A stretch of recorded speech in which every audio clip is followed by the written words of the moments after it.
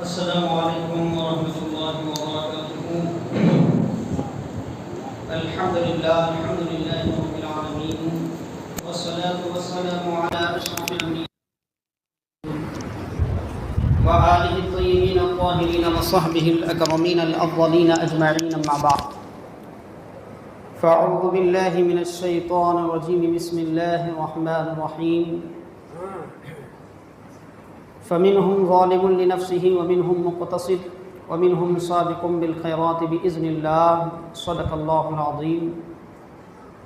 إن الله وملائكته يصلون على النبي يا أيها الذين آمنوا صلوا عليه وسلموا تسليما۔ اللهم صل على سيدنا مولانا محمد وآله وصحبه وسلم۔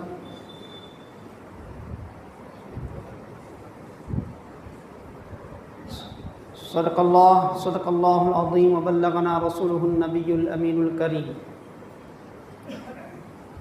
سامعین محترم، عزیزان گرامی، اللہ تبارک و تعالی نے اپنے کلام عظیم میں بندوں کی 3 اقسام بیان فرمائی ہیں، اور یہ اقسام اس لیے بیان فرمائی گئی ہیں کہ انسان اس کو اپنے سامنے رکھتے ہوئے اپنی زندگی کا انتخاب کرے۔ اللہ تبارک و تعالی فرماتا ہے فَمِنْهُمْ ظَالِمٌ لِنَفْسِهِ۔ اس سے پیشتر آیت کا ابتدائی حصہ یہ ہے ثُمَّ أَوْرَثْنَا الْكِتَابَ الَّذِينَ اصْطَفَيْنَا مِنْ عِبَادِنَا، پھر ہم نے کتاب کا وارث ان کو بنایا اپنے بندوں میں سے جن کو ہم نے منتخب کیا۔ یعنی اللہ اپنے کرم سے ایمان عطا فرماتا ہے۔ اگر آج ہم مومن ہیں تو یہ رب کائنات کی خصوصی توفیق ہے۔ اگر اللہ تبارک و تعالیٰ کی ہدایت نہ ہوتی، اللہ تبارک و تعالیٰ کا کرم نہ ہوتا، اس کی عنایت نہ ہوتی، تو سامعین محترم، عزیزان گرامی، ہم ایمان کی نعمت سے بہرہ مند نہیں ہوتے۔ اگر اللہ کی توفیق نہ ہوتی تو اللہ کا کلام قرآن کریم ہمارا امام و رہبر نہ ہوتا۔ آج قرآن ہمارے پاس ہے، آج ہم نعمت اسلام سے سرفراز ہیں، تو اللہ تبارک و تعالیٰ فرماتا ہے یہ سب کرم ہے اللہ کا، یہ سب عنایت ہے اللہ کی۔ سورہ فاطر پارہ نمبر 22 میں اللہ فرماتا ہے ثُمَّ أَوْرَثْنَا الْكِتَابَ الَّذِينَ اصْطَفَيْنَا مِنْ عِبَادِنَا، پھر ہم نے اپنے بندوں میں سے جسے چنا اس کو اس کتاب کا ہم نے وارث بنایا۔ تو قرآن ہمیں نصیب ہوا یہ اللہ ہی کی توفیق سے۔ اس کے بعد اللہ تعالیٰ فرماتا ہے جنہیں قرآن ملا انہوں نے اس قرآن سے کیا کیا؟ انجام کار اس کلام اللہ کی برکت سے، اس کتاب اللہ سے کون کون فائدہ اٹھائیں گے اور کون کون فائدہ نہیں اٹھائیں گے، ان کو 3 گروہ میں اللہ نے تقسیم کر کے بیان فرمایا فَمِنْهُمْ ظَالِمٌ لِنَفْسِهِ، ان میں ایک گروہ وہ ہے جو اپنے آپ پر ظلم کرنے والا ہے، جو اپنے آپ پر ظلم کرنے والا ہے۔ فَمِنْهُمْ ظَالِمٌ لِنَفْسِهِ وَمِنْهُمْ مُقْتَصِدٌ، اور ان میں ایک گروہ وہ ہے جو مقتصد ہے، درمیانی ہے، کبھی خیر کی طرف چلتا ہے، کبھی شر کی طرف جاتا ہے، پھر پلٹتا ہے خیر کی طرف آتا ہے، پھر شیطان اور نفس کا غلبہ ہوتا ہے تو پھر شر کی طرف آتا ہے، درمیانی۔ فَمِنْهُمْ سَابِقٌ بِالْخَيْرَاتِ بِإِذْنِ اللَّهِ، پھر اللہ کے اذن سے ان میں ایک گروہ وہ ہے جو خیرات میں سب سے آگے رہتا ہے۔ خیرات سے مراد یہ اردو کی خیرات نہیں ہے، اردو میں کسی کو صدقہ کرنے کو ہم خیرات بولتے ہیں۔ عربی میں خیرات کا مطلب نیکیاں، بھلائیاں، اچھائیاں، اعمال حسنہ، خیر والے اعمال۔ سابقون بالخیرات یعنی وہ خیر والے کاموں کی طرف آگے بڑھتے ہیں۔ اب یہ تینوں کا ذکر کیا اللہ تبارک و تعالیٰ نے، فَمِنْهُمْ ظَالِمٌ لِنَفْسِهِ وَمِنْهُمْ مُقْتَصِدٌ وَمِنْهُمْ سَابِقٌ بِالْخَيْرَاتِ بِإِذْنِ اللَّهِ ذَلِكَ فَضْلُ اللَّهِ يُؤْتِيهِ مَن يَشَاءُ وَاللَّهُ ذُو الْفَضْلِ الْعَظِيمِ۔ پھر ان لوگوں کا ذکر کرنے کے بعد جن کے تعلق سے اللہ نے فرمایا کہ ہم نے چن کر انہیں اپنی کتاب کا وارث بنایا تھا اور انہوں نے کتاب اللہ کو اپنا رہبر بنا کر نیکی میں ایک دوسرے سے آگے بڑھتے رہے، نیکی کے معاملات میں سبقت کرتے رہے، تو ان کے حوالے سے فرمایا ذالک فضل اللہ۔ پھر اس میں بھی غرہ کرنے کی ضرورت نہیں ہے، یہ بھی اللہ کا فضل ہے۔ یؤتیہ من یشاء، جسے وہ چاہتا ہے عطا فرماتا ہے، اللہ خوب فضل و کرم کرنے والا ہے۔ قرآن کریم کی اس مقدس آیت کو ہم پڑھیں تو پورے دنیا کے مسلمانوں کا نقشہ اس میں بتایا گیا ہے، ماضی میں، حال میں، فیوچر میں۔ دنیا بھر میں آج مسلمان ہیں، الحمدللہ مسلمان تعداد کے اعتبار سے کم نہیں ہے، لیکن قرآن کریم نے جو گروہ بیان کیا ہے، قرآن کریم نے جو تقسیم ان کے درمیان کی ہے، آج ہم اپنی زندگی میں ان تقسیم کو دیکھتے ہیں۔ ہمارے تجربے میں یہ بات ہے، کئی ایسے مسلمان ہیں الحمدللہ مسلمان ہیں، وراثتی مسلمان ہیں، یعنی باپ دادا کے دور سے مسلمان ہیں، ایسا نہیں کہ آج انہیں اسلام ملا، نو مسلم ہیں، نو مسلم بھی ہیں، بہت کم ہیں، اکثر تعداد آبائی مسلمانوں کی ہے، ان کے والد دادا اوپر تک کئی سر اسلام میں گزرے ہیں، ان کو بھی کیا ہے وراثت میں جیسے دولت ملتی ہے ویسے ایمان و اسلام ملا ہے۔ لیکن آپ دیکھیں گے قرآن نے جس بات کی پیشن گوئی کی ہے، قرآن نے جس بات کی طرف رہنمائی کی ہے، آج ہم مسلمانوں کو دیکھیں تو وہ صاحب ایمان بھی ہیں، وہ صاحب اسلام بھی ہیں، وہ صاحب کتاب بھی ہیں، یعنی وہ بھی اللہ کے کلام کو مانتے ہیں، اس کی تعظیم کرتے ہیں، تکریم کرتے ہیں، لیکن عملی زندگی میں اللہ کے کلام کو وہ مقام نہیں دیتے جو مقام دینا چاہیے۔ ان کے لیے اللہ نے کیا فرمایا؟ ظالم لنفسی، یہ ظلم کرنے والے ہیں۔ کس پر ظلم کرتے ہیں؟ کسی اور پر نہیں، لنفسی ہی، اپنے آپ ہی پر ظلم کرتے۔ جو اللہ کا کلام اپنے پاس رکھتے ہوئے، اللہ کے کلام کی رہنمائی اپنے پاس رکھتے ہوئے اس کے تعلیمات کو پسے پشت ڈال کر اپنی زندگی گزارتا ہے، اپنے روزمرہ کی زندگی، اپنی اجتماعی زندگی، اپنی انفرادی زندگی، اپنی ازدواجی زندگی میں اللہ کے کلام کی رہبری کو لے کر نہیں چلتا، بلکہ کیا ہے نفس کی خواہشات کی پیروی کرتا ہے، شیطان کے بہکاوے میں آ جاتا ہے، شیطان جو اسے بد عملیوں کو، گناہ کو، اللہ کی نافرمانی کو آراستہ کرتا ہے تو اس آراستگی کے پیچھے چلے جاتا ہے اور اللہ کے کلام کو نظر انداز کر دیتا ہے، تو وہ ظالم ہے اور وہ ظلم کسی اور پہ نہیں کرتا، اسے پتہ نہیں ہے وہ اپنے آپ ہی پر ظلم کر رہا ہے، وہ اپنے آپ ہی پر ظلم کر رہا ہے۔ اللہ اس کے رسول کے کلام پر عمل نہ کرنا، اس سے نقصان کس کا ہوگا؟ فرمایا جو نہیں کرتا ہے اسی کا نقصان ہے، اسی کا نقصان ہے، کیونکہ اللہ کے حکم پر چلنے سے اس دنیا کی برکتیں بھی نصیب ہوتی ہیں اور اس آخرت کے جہان کی برکتیں بھی نصیب ہوتی ہیں۔ جو رب کی رہنمائی میں اپنی زندگی گزارتا ہے اسے اس جہاں میں بھی فائدہ ہوتا ہے، اس جہاں میں بھی فائدہ ہوتا ہے۔ اس کی ایک مثال میں آپ کے سامنے عرض کروں، نماز فجر ہے، نماز فجر ہر مومن پر اللہ اس کے رسول کی طرف سے ایک لازمی فریضہ ہے،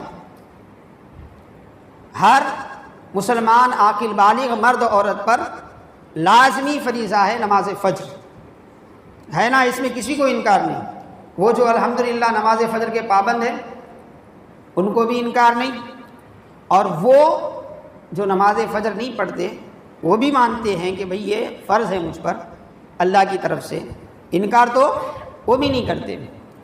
لیکن اللہ نے جو فرمایا کہ جو کتاب اللہ کو ہم منتخب کر کے امت محمدیہ میں پیدا کیے گئے، یہ بھی انتخاب ہے اللہ کا۔ اگر اللہ چاہتا تو ہمیں بنی اسرائیل میں پیدا کرتا، اللہ چاہتا تو قوم نوح میں پیدا ہوتے، اللہ چاہتا تو قوم صالح میں پیدا ہوتے، اللہ چاہتا تو حضرت ہود علیہ السلام کی قوم میں پیدا کیے جاتے۔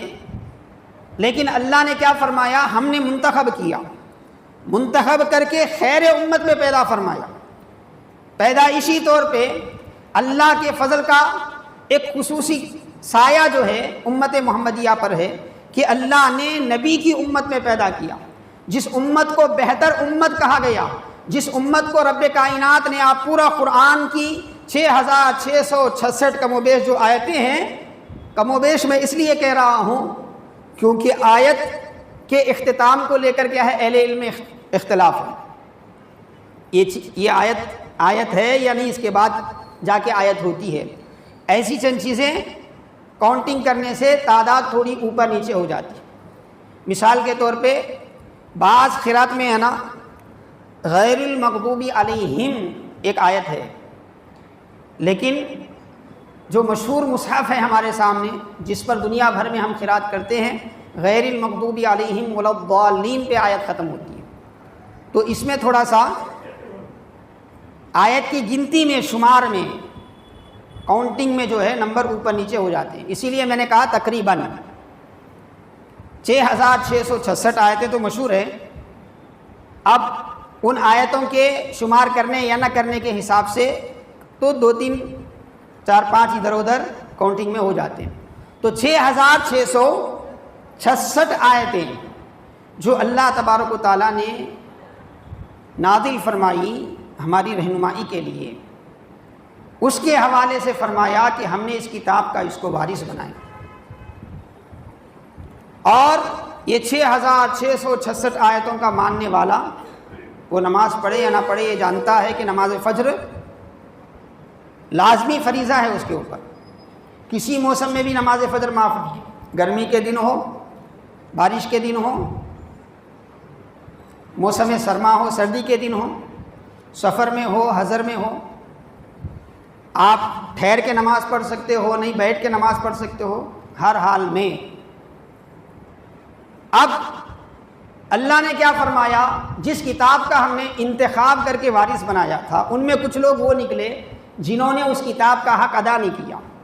کتاب کا حق یہ تھا کہ اسے رہنما بناتے، کتاب کا حق یہ تھا کہ اسے اپنا امام بناتے، کتاب کا حق یہ تھا کہ اس کی رہنمائی میں چلتے، اب نہیں چلے تو اللہ نے کیا کیا؟ اس نے اپنے آپ پر ظلم کیا۔ فَمِنْهُمْ ظَالِمٌ لِنَفْسِهِ، اپنے آپ پر ظلم کیا۔ میں یہ بتانا چاہتا ہوں کہ جب بندہ گناہ کرتا ہے تو اسے اپنے آپ پر ظلم کرنے والا کیوں کہا جاتا ہے؟ بے شمار قرآن کی آیتیں ہیں اور کئی احادیث اس مضمون کی ہے کہ جو نافرمانی کرتا ہے، اللہ نے فرمایا وہ اپنے آپ پر ظلم کرتا ہے، اپنے آپ پر ظلم کرتا ہے۔ کیوں کہا گیا؟ نماز فجر ایک مثال کے طور پہ میں نے آپ کے سامنے عرض کیا۔ نماز فجر فرض ہے، اگر کوئی بندہ اللہ اس کے رسول کے حکم کو سامنے رکھتے ہوئے نماز فجر ادا کرتا ہے تو اب نماز فجر کی دنیاوی برکتیں بھی اسے نصیب ہوتی ہیں، اخروی برکتیں بھی اسے نصیب ہوتی ہیں۔ دنیاوی برکت کیا ہے؟ دنیاوی برکت یہ ہے کہ اللہ تبارک و تعالیٰ اسے تر و تازہ کرتا ہے، یعنی عملی زندگی میں وہ بالکل پھرتیلا، اس کا ذہن، اس کی طاقت، اس کی سوچ سب جو ہے کیسی ہوتی ہے؟ ایک دم سے پھرتیلی ہوتی ہے۔ یہ نماز فجر کی برکت۔ اور جو نماز فجر نہیں پڑھتا اس کا ذہن سست ہو جاتا ہے۔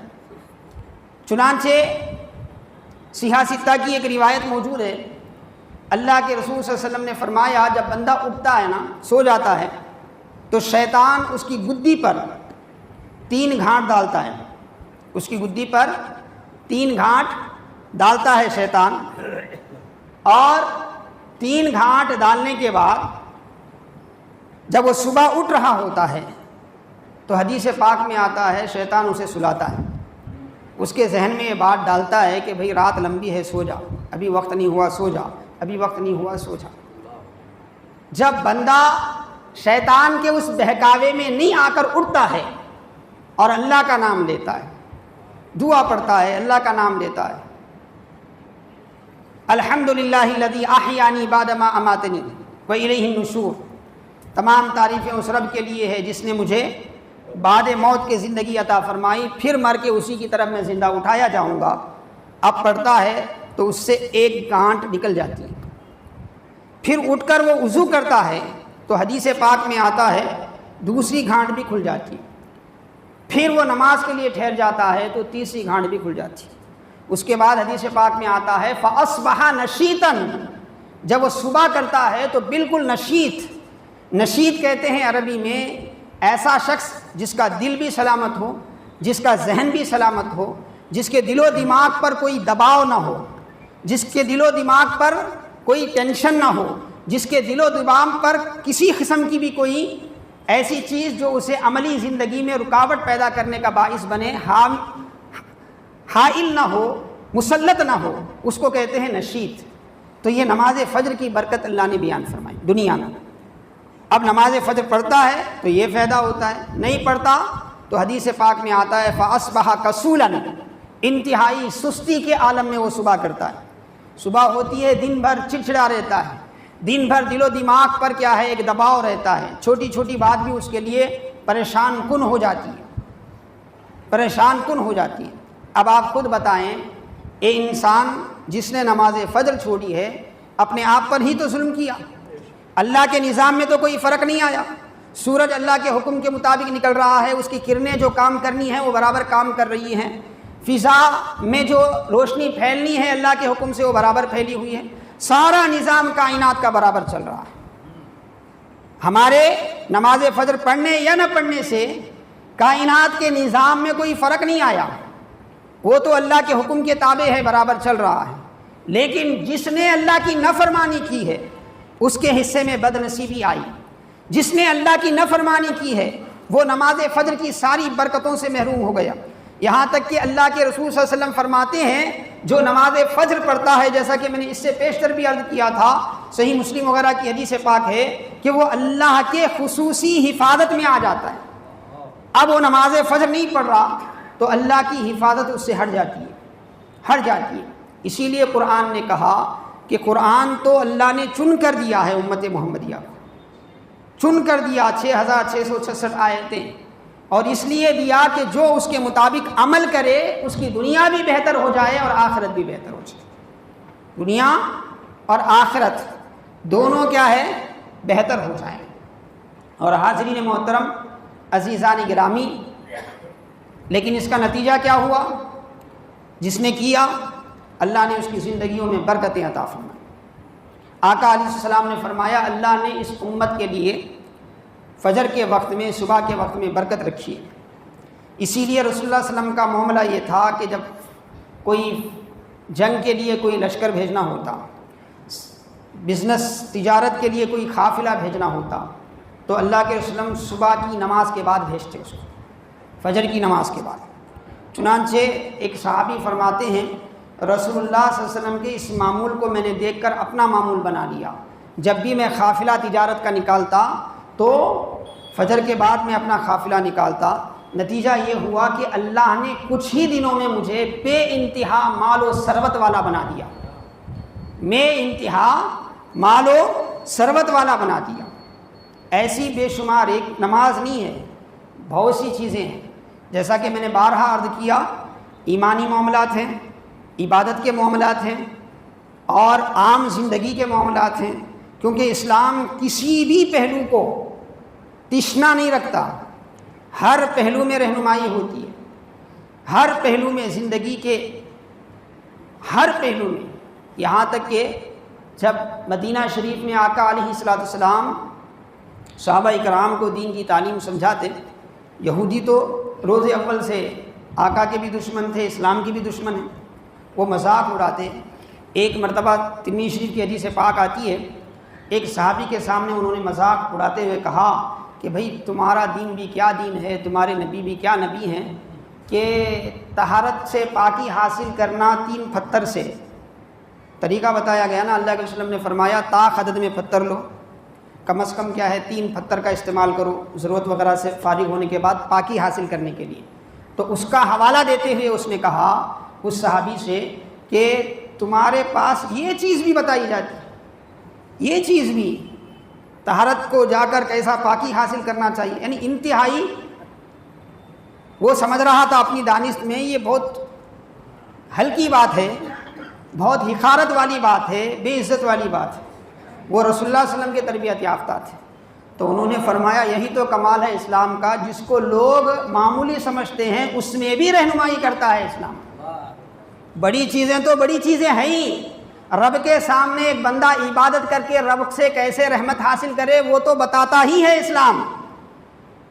اپنی بیوی اور بچوں کے جان و مال کی حفاظت، عزت و آبرو کی حفاظت کے لیے کیا کچھ کر سکتا ہے یہ تو رہنمائی کرتا ہی ہے اسلام۔ لیکن جس کو ہلکا سمجھ کر، معمولی سمجھ کر نظر انداز کیا جاتا ہے، دنیا کے کسی مدرسے میں، کسی اسکول اور کالج میں اس کی رہنمائی نہیں ملتی، ہمارے اسلام میں اس کی بھی رہنمائی دی جاتی ہے۔ ہمارے اسلام میں اس کی بھی رہنمائی دی جاتی ہے۔ تو حاضرین محترم عزیزان گرامی، یہی وجہ ہے کہ صحابہ کرام اسلام کو سب سے مقدم رکھتے تھے۔ میں نے حضرت حذیفہ رضی اللہ تعالیٰ عنہ کی وہ روایت ایک مرتبہ آپ کے سامنے سنائی تھی جو تاریخ کے کتابوں میں موجود ہے۔ حضرت عمر فاروق رضی اللہ تعالیٰ عنہ کے دور میں کئی غیر مسلم علاقے جو ہے وہ مسلمانوں کی خلافت کے حدود میں آتے گئے۔ مسلمان پوری دنیا میں دعوت کا نام لے کر نکلے اور اللہ کے دین کی دعوت کو پہنچاتے رہے۔ پھر اللہ تعالیٰ نے انہیں فتح و کامرانی عطا فرمائی تو کئی عرب سے باہر جو حدود تھے وہ کئی حصے آئے، اس میں سے ایک غیر مسلم علاقہ جو ہے وہ مسلمانوں کے ہاتھوں میں آیا۔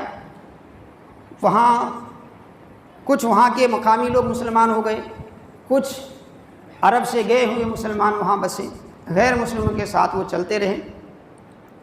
غالباً کیا ہے صلح ہوئی تھی وہاں کے بادشاہ سے، کیونکہ جب بھی جنگیں ہوتی تھی تو 3 باتیں ان کے سامنے رکھی جاتی تھی۔ پہلی بات یہ تھی کہ بھئی سیدھے سیدھے تم پر حق ہے اللہ کا، ساری کائنات کا وہی پیدا کرنے والا ہے، تم بندوں کی عبادت سے نکل کر رب کی عبادت کی طرف آ جاؤ۔ اگر اس کو کوئی مان لیتا تو پھر اس سے جنگ بھی نہیں ہوتی، اس کی حکومت بھی اسی کے حوالے ہوتی، جیسی حکومت چل رہی ہے ویسی حکومت چلتی اس کی۔ اگر یہ نہیں تو پھر دوسری بات یہ رکھی جاتی کہ صلح کیا جائے، صلح ہو، جنگ نہ ہو، اور اس کے بعد کیا ہے کچھ جزیہ وغیرہ اس پر مقرر کیا جاتا اس حکومت پر کہ اتنا ٹیکس کیا ہے وہ اسلامی حکومت کو دے۔ اگر یہ بھی نہیں تو تیسرا معاملہ ہوتا جنگ، یہ طریقہ تھا۔ تو اس علاقے سے صلح ہوئی تھی جزیے پر۔ تو کچھ عرصے کے بعد ایسا ہوا کہ وہاں کا جو حاکم تھا اس نے ایک بہت بڑی تقریب رکھی، دعوت کا اہتمام کیا۔ اس میں خصوصی طور پر وہاں رہنے والے جو مسلمان ہیں، جو عرب سے آ کر بسے تھے، جو وہاں کے مقامی لوگ جو اسلام قبول کیے تھے، ان میں جو اشراف القوم تھے، یعنی قوم کے قائدین سمجھیے آپ، قوم کے جو ذمہ دار لوگ ہوتے ہیں، قابل احترام تقدس والے جو لوگ ہوتے ہیں، ان کو کیا ہے دعوت دی گئی۔ اور ادھر خلیفۃ المسلمین کو بھی اس کی دعوت آئی۔ تو خلیفۃ المسلمین کی طرف سے نمائندے بن کر حضرت حذیفہ گئے رضی اللہ تعالیٰ۔ اس دعوت میں آپ شریک رہے، اس دعوت میں آپ شریک رہے، لیکن حاضرین محترم عزیزان گرامی، دعوت کے دوران ہوا یہ کہ کھاتے ہوئے کچھ لقمے کھانے کے دسترخوان پر گر گئے۔ تو حضرت حذیفہ رضی اللہ تعالیٰ عنہ، جو اسلام کی عادت ہے، اسلام کا معمول ہے، اس کے مطابق اس کو اٹھا کے صاف کر کے کھانے لگے۔ ساتھ میں جو اس علاقے سے، اس وہاں کے لوگوں سے، ان کی تہذیب سے اچھی طرح جو واقف مسلمان تھے، اس میں سے ایک اشارے سے کہنے لگے کہ اے امیر، آپ ایسا مت کریں، یہ لوگ بہت حقارت سے نظر سے دیکھتے ہیں اس کام کو۔ سامنے والے جو ہیں وہ ہمارے ہم مذہب نہیں ہیں، ان کی اپنی تہذیب ہے، ان کی تہذیب میں اس کو برا جانا جاتا ہے کہ بھئی کیا نیچے گری ہوئی اس چیز بھی اٹھا کے کھا رہے ہیں۔ حالانکہ اسلام میں رزق کا احترام کرنے کا حکم دیا گیا۔ اللہ کے رسول نے فرمایا روٹی کی عزت کرو، کیونکہ جس قوم سے یہ نکل جاتی ہے نا پھر واپس نہیں آتی پھر۔ اسی لیے برتن صاف کرنے کا حکم دیا گیا، کھانے کے بعد انگلیاں صاف کرنے کا حکم دیا گیا، اور وہ جو دسترخوان پر کچھ گرا ہے تو اسے صاف کر کے کھانے کا اس لیے حکم دیا گیا۔ جب رسول اللہ صلی اللہ علیہ وسلم سے اس کی وجہ پوچھی گئی، یا رسول اللہ وجہ کیا ہے، تو اللہ کے رسول نے فرمایا کھانے میں برکت ہوتی ہے، مگر کھانے کے کس لقمے میں برکت ہوتی ہے اللہ ہی بہتر جانتا ہے، اسی لیے اس کو بھی صاف کر کے کھاؤ، ہو سکتا ہے وہی لقمہ جو ہے برکت والا ہو۔ اور کھانے کی برکت کا مطلب یہ ہے کہ کھانا زیادہ ہونا ہی برکت نہیں ہے۔ ہم اپنے حساب سے سمجھتے ہیں کہ ڈبل ہوا تو برکت ہے، اسی لیے لوگ ڈبل ہونے کے چکر میں دین کا نام لے کے لوٹنا شروع کریں۔ اب الگ الگ کمپنیاں کھول لیے، رات کیا بھی نہیں، آپ کو ایک مہینے کے اندر کیا ہے 2 لاکھ دے دیتے، 8 لاکھ دے دیتے، پورا کیا ہے یہ کر لے کے جا کے پھر سعودی میں کہیں تو بیٹھ جاتے، پریشان ہو جاتے، کیونکہ ہم سمجھے برکت اسی کا نام ہے۔ برکت اس کا نام نہیں ہے۔ ایک آدمی کے پاس 10,000 ہے اور اسے 10,000 مرتبہ ڈاکٹر کے پاس جانا پڑ رہا تو یہ برکت نہیں۔ ایک آدمی کے پاس 1,000 ہے، مہینے میں 1 مرتبہ بھی اسے ڈاکٹر کی صورت دیکھنی نہیں پڑے تو وہ 1,000 برکت والے ہیں، وہ 10,000 کے مقابل میں 1,000 برکت والے ہیں۔ برکت مختلف نوعیت کی ہوتی ہے۔ برکت رزق میں یہ ہے کہ جتنا رزق ہمیں ملے وہ ہمارے لیے کافی ہو جائے۔ برکت رزق میں یہ ہے کہ جو رزق ہم کھا رہے ہیں نا اس سے کوئی بیماری پیدا نہ ہو۔ برکت رزق میں یہ ہے کہ اس کے کھانے کی وجہ سے ہمارا باطنی نظام خراب نہ ہو، ہمارے اخلاق و عادات میں تبدیلی نہ ہو۔ اسلام حرام کھانے سے منع کرتا ہے، کیوں منع کرتا ہے؟ سور کھانے والوں کو دیکھ لیں، آج فلسطین کے معصوم بچے بھی انہیں نظر نہیں آ رہے ہیں، کیونکہ ان کی غذا میں سور کھانا ہے۔ تو جو سور کھاتا ہے وہ کھا کھا کے اس کا دل بھی سور کی طرح ہو جاتا ہے، اب اس کے اندر مہربانی، شفقت، یہ ساری چیزیں ختم ہو جاتی ہیں۔ تو اسلام کا ایک ایک قانون جو ہے اس میں ہمارے لیے دنیا کی بھی برکت ہے اور آخرت کی بھی برکت۔ تو وہ صحابی نے کہا جو نمائندہ بن کر گئے تھے، آپ اور ہم ہوتے تو مزاج الگ ہوتا۔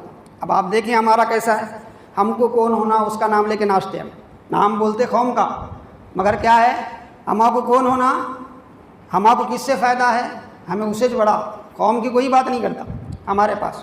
لیکن وہ اسلام ہی کے لیے مر مٹنے والے تھے صحابہ کرام۔ اب ان کا مزاج دیکھیں کیا ہوا۔ وہ صحابی نے کیا فرمایا، میں فرمایا، انہوں نے کہا جملے ہیں یہ، اترک سنت ابیبی لہؤلاء الحمقاء، فرمایا آپ نے فرمایا یہ بیوقوف ہیں جنہیں دنیاوی بڑے بڑے منصب ملے ہیں، ان کے منصبوں کے نیچے میرا اسلام نہیں ہے، ان کی کرسیوں کے نیچے میرا اسلام نہیں ہے، ان کے منصب کی وجہ سے میرا اسلام نہیں ہے۔ میرا اسلام تو اتنا بلند ہے جو رب نے اپنے حبیب کے ذریعے مجھے دیا ہے، اسی لیے ان بے وقوفوں کی وجہ سے میں اپنے نبی کے طریقے کو نہیں چھوڑ سکتا، ان بے وقوفوں کی وجہ سے میں اپنے نبی کے طریقے کو نہیں چھوڑ سکتا۔ اسی لیے اللہ نے فرمایا قرآن تو سب کے پاس ہے، مسلمان تو سب ہیں، اسلام والے تو سب ہیں، ایمان والے تو سب ہیں، کچھ وہ ہیں اپنے اسلام کا نام صرف سیاسی فائدے کے لیے لیتے ہیں، کچھ وہ ہیں جب قوم کو ضرورت پڑتی ہے تو اپنا سب کچھ نچھاور کرتے ہیں۔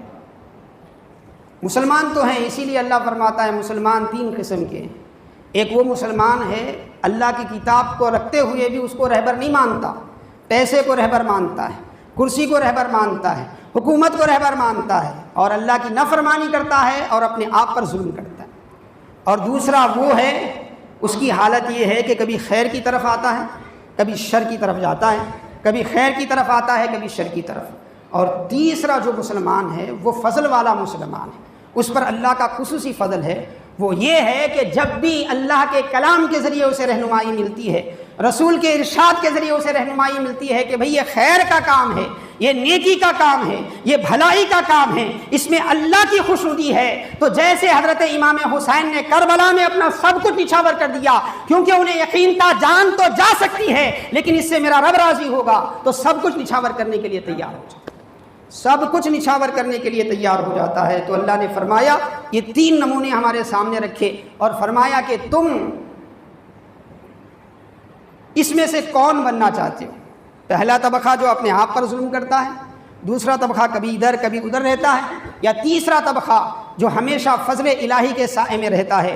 یہاں بھی ہے تو فضل الہی میں ہے, قبر میں بھی ہے تو فضل الہی کا سایہ ہے, خبر سے اٹھے گا تو بھی فضل الہی کے سائے میں اٹھے گا, اور اللہ ہی کے فضل سے کیا ہے جنت میں داخل ہوگا. اللہ پاک کی بارگاہ میں دعا ہے کہ اللہ تعالی ہمیں اس تیسرے گروہ میں شامل فرمائے جو خیر کی طرف آگے بڑھنے والے ہیں, جو نیکی کی طرف آگے بڑھنے والے ہیں. فصلی اللہ تعالی علی خیر خلقہ محمد و آلہ و صحبہ اجمعین والحمد للہ رب العالمین.